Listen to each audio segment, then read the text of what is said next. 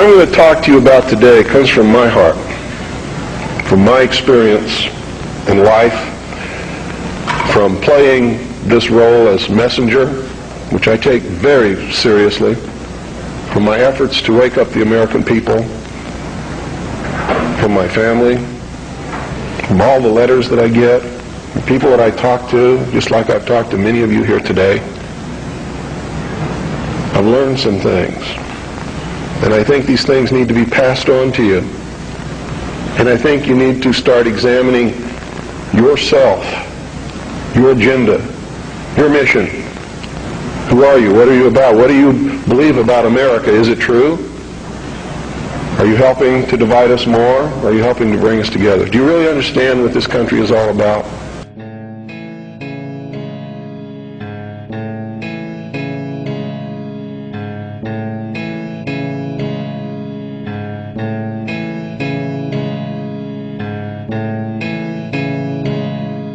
If you listened to shortwave radio throughout the 1990s, you were bound to invariably come across the sound of a captivating voice in the wilderness. That authoritative and self-assured voice for 5 nights a week would educate us, enlighten us, and most importantly, warn us of things to come. So they disguised their true intent and their true teachings, the esoteric, with a system of exoteric descriptions. That to the profane would mean one thing, and to the initiate or the adept would mean quite another. But that was then. This is now. What sort of creature inhabits the modern domain?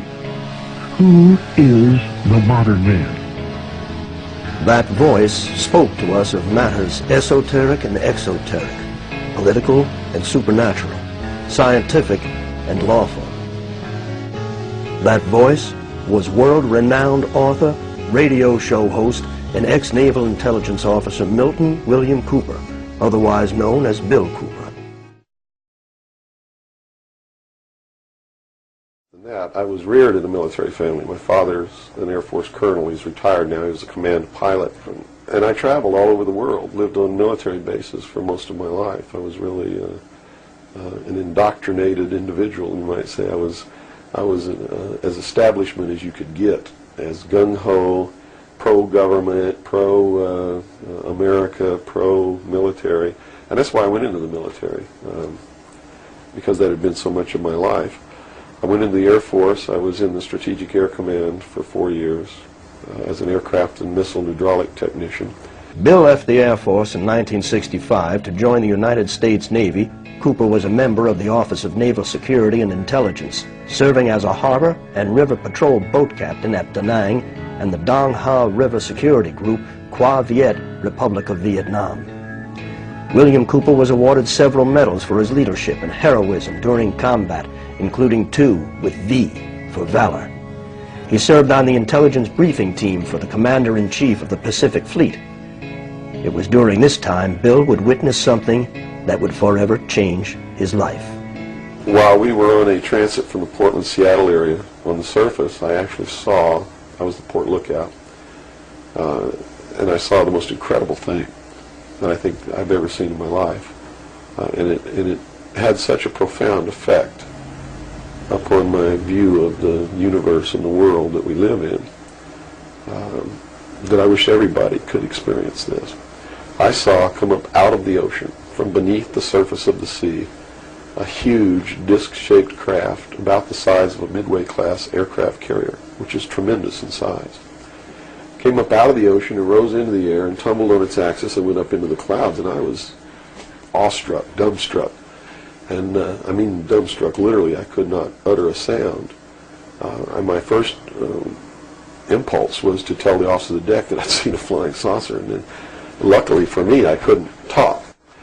So I told the officer of the deck that I'd seen something about 15 degrees off the port bow at a relative distance of about 2.5 nautical miles. And he began to look in that area. And the starboard lookout had heard me tell him this, and he began to look over there. And it did something that as far as I knew, was absolutely impossible. I'd been in the Air Force. I'd worked on the state-of-the-art of our aviation capabilities, and here I was on the deck of a submarine in the conning tower, and I knew what we had to be able to have to go underwater, and I knew that the two were incompatible. Here's something that came from under the water and flew in the air and performed maneuvers, and then came back down and interfaced with the water at tremendous speed and remained intact, which realistically it never touched the water. The water sort of magically opened up in front of it, but something had to interface with that water. Anything that we had that interfaced with the water in that manner would have been disintegrated. It's like hitting a brick wall. So I was looking at a technology that, as far as our laws of physics and what we knew at that time, didn't exist. This was in 1966. But when we reached Pearl Harbor, we were not allowed to go ashore to go on liberty, even though we didn't have the duty. And about 2 hours after we berthed at the submarine base, a commander from the Office of Naval Intelligence came on board and debriefed each one of us individually in the captain's stateroom. And the ultimate outcome of the debriefing was that we didn't see anything, we didn't hear anything, and we had to read rules and regulations that told us that if we ever talked about what it was that we didn't see, that we could be imprisoned, we could be fined $10,000, we could lose all pay and allowances due or ever to become due. And I learned at that moment that the United States Navy didn't want anybody to know about what we saw, and that severe consequences could come down around the neck of anybody who did. This one event had started Bill on what would become a lifelong quest that would lead him into investigative territories such as extraterrestrial life, high-level government cover-ups, and the role secret societies play in all these scenarios. Bill had begun to publicly discuss his findings only to lose his leg after being forced off the road by people who would later visit him in the hospital, telling him to keep quiet. Bill went public once again, but made sure this time he was protected. Originally back, I guess when Bill was first starting to release all of this material, he had released a document called The Secret Government, subtitled The Origin, Identity, and Purpose of MJ-12.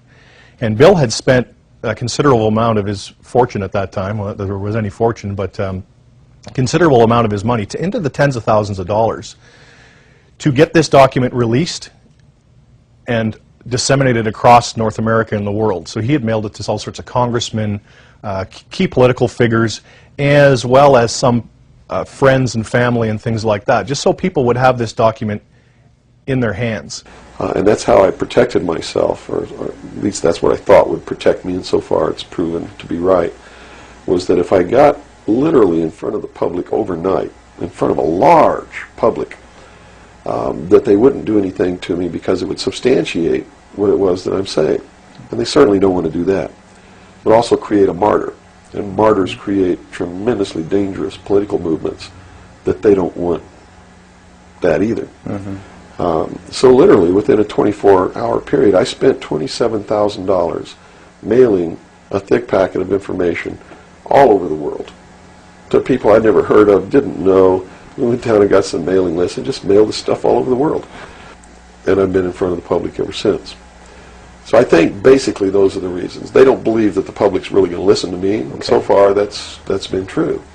There is a small group of people all over the world who are awakening, who are beginning to understand that they've been living their life in fantasy land, and who are actively seeking the truth. But by and large, when the secret power structure says, as I've put in the first chapter of my book, right out of one of their own technical manuals, that a nation or world of people who do not use their intelligence are no better than animals who do not have intelligence, and